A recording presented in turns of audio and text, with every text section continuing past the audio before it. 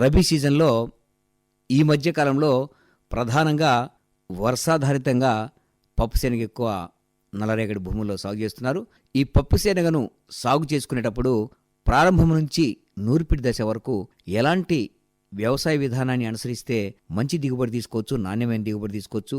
ముఖ్యంగా ఇందులో కేవలం మంచుతో పండే ఈ మంచు పంటని ఏ విధంగా సంరక్షించుకుంటే, కీలక దశల్లో ఎలాంటి నీటి తడులు ఇస్తే, ముఖ్యంగా ఎటువంటి ఎరువులు అందిస్తే అధిక దిగుబడులు సాధించడానికి అవకాశం ఉంది ఇత్యాది అంశాల గురించి రైతులకు సమగ్రమైన సమాచారాన్ని అందించడానికి పెద్దరవీడు వ్యవసాయ విస్తరణ అధికారిని శ్రీమతి వి సౌజన్య గారు మన ముందున్నారు. వారి ద్వారా తెలుసుకుందాం. నమస్కారం అమ్మా. నమస్కారం అండి. ముఖ్యంగా మరి ఇవాళ చూస్తే మన ప్రాంతంలో ఎక్కువ విస్తీర్ణంలో ఈ పప్పుశనగ రబీ పంటగా వేస్తున్నారు. ఈ పప్పుశనగలో మంచి దిగుబడులు సాధించాలి అంటే ఎటువంటి వ్యవసాయ విధానాన్ని అనుసరించాలి? ముఖ్యంగా మన ప్రాంతంలో ఏ రకాలు వేసుకుంటే, ఎటువంటి నేలల్లో వేసుకుంటే మంచి దిగుబడి తీసుకునే దానికి అవకాశం ఉంది? అదేవిధంగా ఎలాంటి చీడపీడలు ఈ పంటను ఆశించే అవకాశం ఉంది? ముందస్తుగా ఎట్లాంటి సస్యరక్షణ విధానాన్ని అనుసరించాలంటారు? మనకి శనగ పంట తీసుకున్నట్లయితే అనుకూలమైన నేలలు, నల్లరేగడి నేలలు సాగు చేసుకోవచ్చు. అలాగే నీరు నిల్వ ఉండే నేలలు అనేవి పనికిరావు. మన ప్రాంతానికి ఏ రకాల విత్తనాలు అందుబాటులో ఉన్నాయి? మన ప్రాంతంలో సాగుకు అనుకూలమైన ముఖ్యమైన రకాలు ఏ రకాలు అందుబాటులో ఉన్నాయంటారు?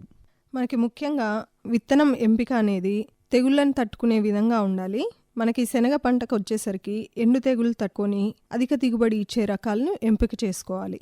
అలాగే మనకి శనగ పంట రబీ పంటగా వేసుకుంటారు కనుక అక్టోబర్ 15 నుంచి నవంబర్ 15 వరకు మిక్కిలి అనుకూలము. దీనికి ఆలస్యంగా విత్తుకోవడం వల్ల శనగ పంట చివరి దశలో బెట్టకు గురయ్యే అవకాశం ఉంటుంది. అలాగే అధిక ఉష్ణోగ్రత వలన గింజ సరిగా గట్టిపడక దిగుబడి కూడా తగ్గే అవకాశం ఉంటుంది. మనకి శనగ పంట విత్తే విధానం చూసుకుంటే సాధారణంగా ఇది వర్షాధారం కింద సాగు చేస్తారు కనుక విత్తడానికి సరిపడా తేమ చూసుకొని విత్తనాన్ని విత్తుకోవచ్చు. విత్తేటప్పుడు మనం విత్తనాన్ని తడి మట్టి తగిలేలా 5 నుంచి 8 సెంటీమీటర్ల లోతులో విత్తుకోవాలి. వరుసల మధ్య మరియు మొక్కల మధ్య సరైన దూరం పాటించడం వల్ల తెగుళ్ళను, పురుగులను మనం కొంతమేరకు ఇక్కడ నివారించుకునే అవకాశం ఉంటుంది. కనుక మొక్కలకి వరుసల మధ్యన మరియు మొక్కల మధ్యన మనం దూరం పాటించడం ఎంతో అవసరం. అలాగే విత్తన మోతాదు చూసుకుంటే మనకి శనగ రకాల్లో విత్తన బరువును బట్టి ఎకరాకు వేసుకోవాల్సిన విత్తన మోతాదు అనేది మారుతూ ఉంటుంది. మనకు వచ్చేసరికి మధ్యస్థ లావుగింజ రకాలు, అలాగే లావుగింజ రకాలు, అధిక లావుగింజ రకాలు అనేసి మనకి శనగ పంటలో 3 రకాల కింద లభ్యమవుతూ ఉంటాయి. ఇందులో రైతులు ఎక్కువగా పాటించే విధానం వచ్చేసరికి మధ్యస్థ లావుగింజ రకాలు. మనకి దీంట్లో JG11, JA, KA, నంద్యాల శనగ అట్లా ఇటువంటి రకాలు లభ్యమవుతూ ఉంటాయి. విత్తన మోతాదు వచ్చేసరికి మనకి 30 నుంచి 40 కిలోల మధ్యన విత్తుకుంటూ ఉంటారు.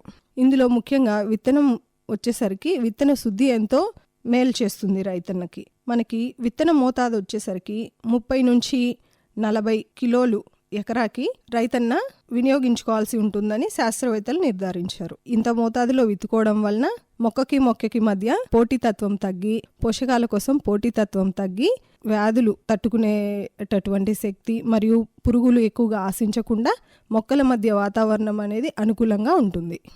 ప్రాథమిక దశలో విత్తన శుద్ధి చేసుకుంటే చాలా వరకు కూడా ఈ సస్యరక్షణకు పెట్టే ఖర్చు తగ్గించుకోవచ్చు అని చెప్పేసి మీ వ్యవసాయాధికారులు, అటు ప్రధానంగా శాస్త్రవేత్తలు కూడా చెప్తూ ఉన్నారు. ఈ విత్తన శుద్ధి చేసుకుంటే ఎలాంటి లాభాలు ఉన్నాయంటారు? మరి ఒత్తు మొక్కలను తీసేసుకుంటే ఎలాంటి ప్రయోజనాలు ఉన్నాయంటారు?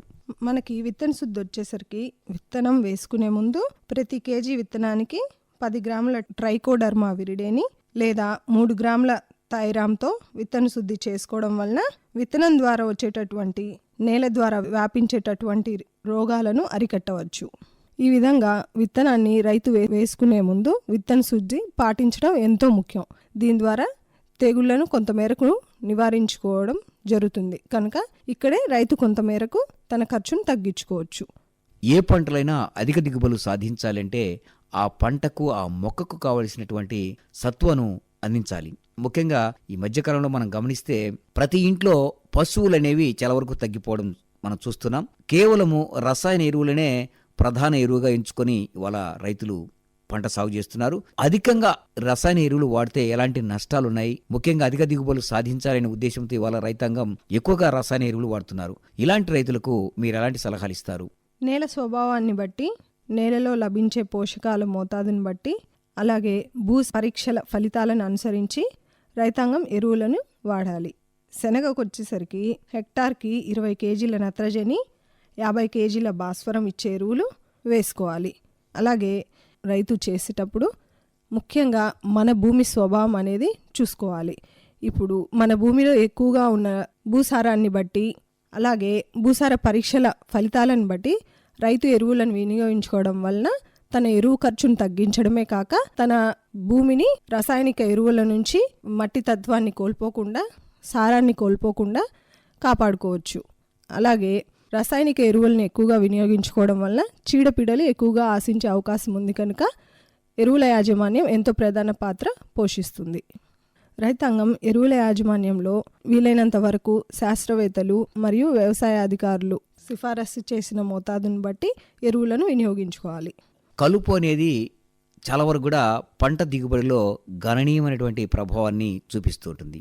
ఒక్కోసారి కలుపును అశ్రద్ధ చేస్తే ఆ కలుపు అనేది మనం అందించినటువంటి పోషకాలన్నీ కూడా తీసేసుకొని ప్రధాన పంటకు పోషకాలు అందించకపోవడమే కాకుండా పంటని గిడసబారిపోయేటట్టు చేస్తుంది. అదేవిధంగా చీడపీడలకు కూడా కలుపు అనేది ఆవాసంగా ఉంటుంది.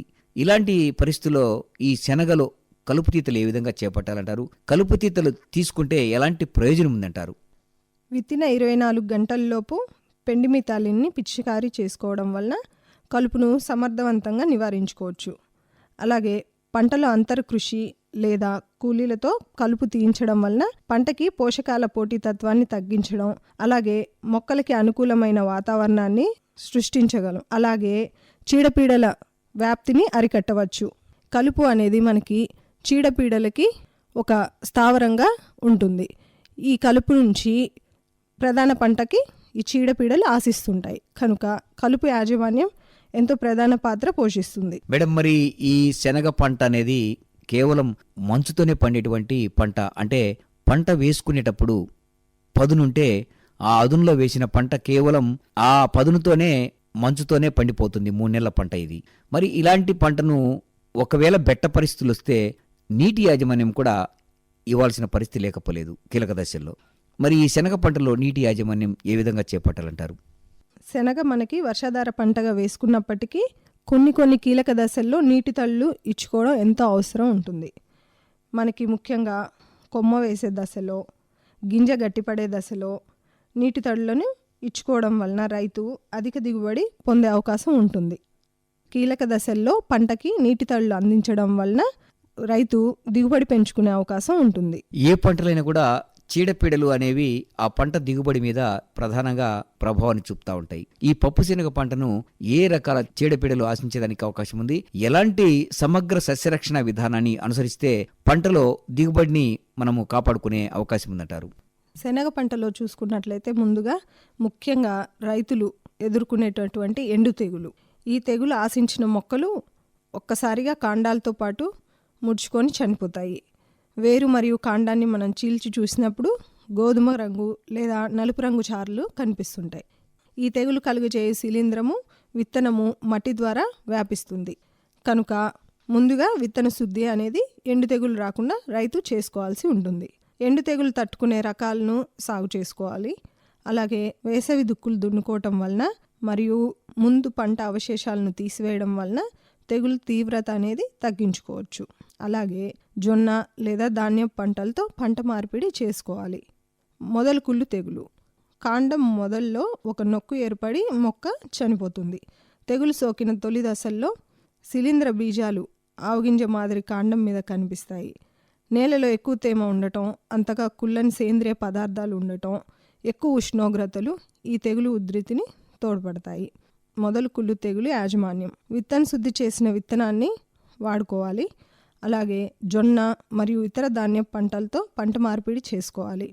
కుళ్ళని చెత్త విత్తనం వేసుకునే ముందు తీసివేసి పొలాన్ని శుభ్రంగా ఉంచుకోవాలి.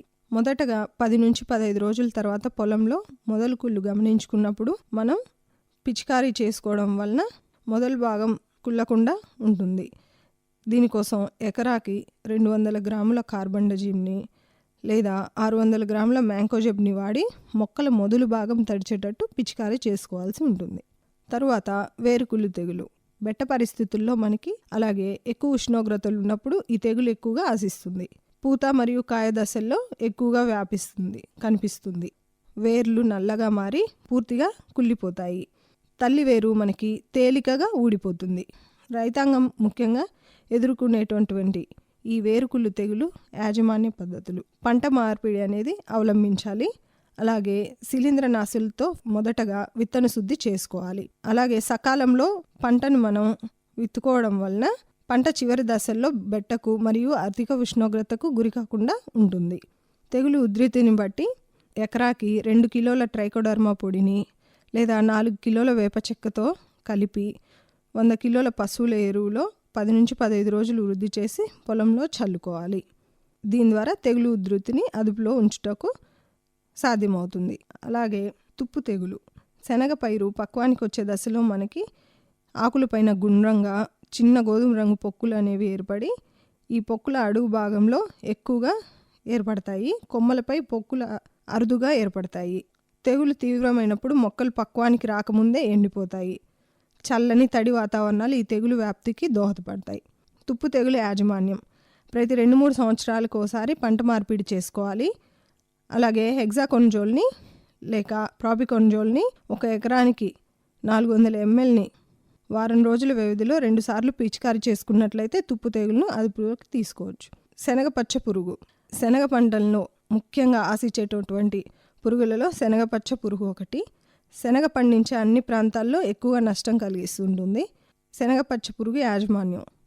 మొదటగా పురుగును తట్టుకునేటటువంటి రకాలు అందుబాటులో లేవు కనుక పురుగు మందుల వాడకంతో బాగా అరికట్టగలిగిన సమగ్ర సస్యరక్షణ పద్ధతులను అనుసరించడం వలన పర్యావరణానికి హాని కలగకుండా సహజ మిత్ర పురుగులను పరిరక్షించుకొని పురుగు మందుల నిరోధ శక్తి పెరగకుండా కాపాడుకోవచ్చు.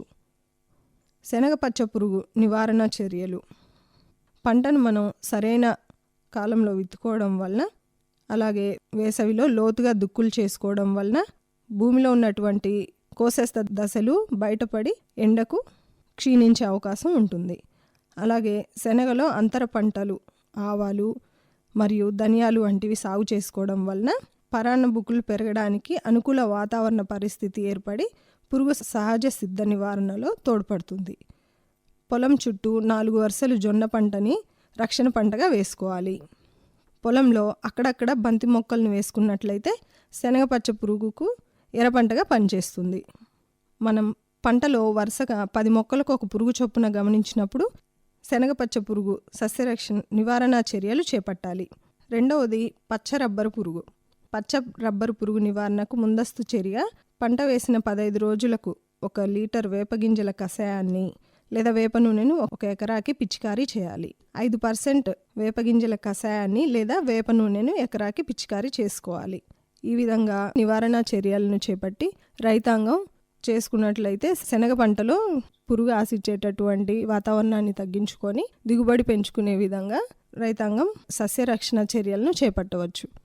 పప్పు శనగలో ఎలాంటి వ్యవసాయ విధానాన్ని అనుసరిస్తే మంచి దిగుబడి తీసుకోవచ్చు, ముఖ్యంగా ఎటువంటి రకాలు మన ప్రాంతానికి అనుకూలంగా ఉంటాయి, అదేవిధంగా ఎటువంటి నేలల్లో వేసుకోవాలి, ఎటువంటి ఎరువుల యాజమాన్యం చేపట్టాలి, ఎటువంటి నీటి తడులు అందించుకోవాలి, సస్యరక్షణలో ప్రాథమికంగా విత్తన శుద్ధి ఆవశ్యకత ఎంతవరకు ఉంది, తర్వాత చీడపీడలకు ఎలాంటి మందులు పిచిక చేయాలి, ఇత్యాది అంశాల గురించి చక్కటి విషయాలు తెలియజేశారు. నమస్కారం మేడం. నమస్కారం అండి.